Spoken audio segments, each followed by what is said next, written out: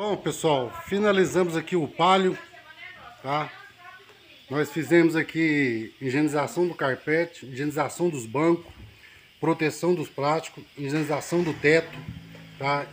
Fizemos aqui a troca da capa do volante, beleza? E fizemos também a higienização do ar-condicionado com a troca de filtro e também a limpeza dos dutos, tá?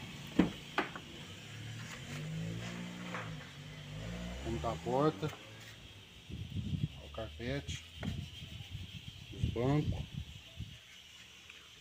olha o revestimento na capa do volante, show de bola, teto limpinho.